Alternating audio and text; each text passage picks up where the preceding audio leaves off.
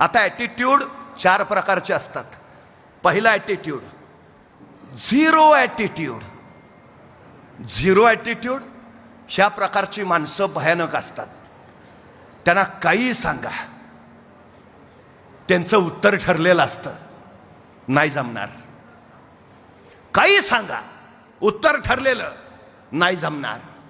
बर तुला नाही जमायचं ते नाही जमू दे. हा इतका खतरनाक, तो म्हणतो तुलाही नाही जमणार, कुणालाच जमणार नाही. झिरो ॲटिट्यूड वाल्यांचा विषय. मी कायम सांगतो, एखाद्या गावाचा विकास करायचा असेल, समाजाचा विकास करायचा असेल, 4 गोष्टी फार महत्त्वाच्या.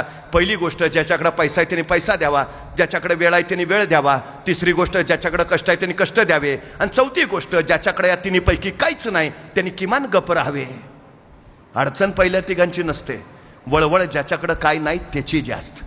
चळवळ मोडीत काढायला कायम पुढे. झिरो ॲटिट्यूड, मला जमणार नाही, तुलाही जमणार नाही.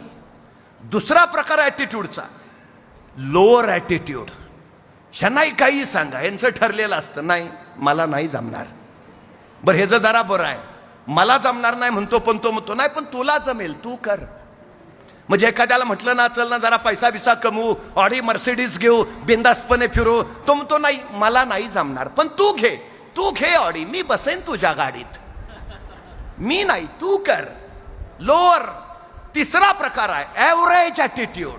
ह्यांचं उत्तर ठरलेलं ना, काही सांगा, ह्यांचं उत्तर ठरलेलं, करू ना, प्रयत्न करायला काय हरकत आहे, जिंकू म्हणत नाही, प्रयत्न करायला काय हरकत आहे, करू ना. Lower average attitude. आणि याच्यातला शेवटचा जो टप्पा आहे तो आहे चॅम्पियन्स ॲटिट्यूड. चॅम्पियन्स, ज्यांच्या शब्दकोशात इम्पॉसिबल हा शब्दच नाही, त्यांना काही सांगा, आय कॅन, मी करेन.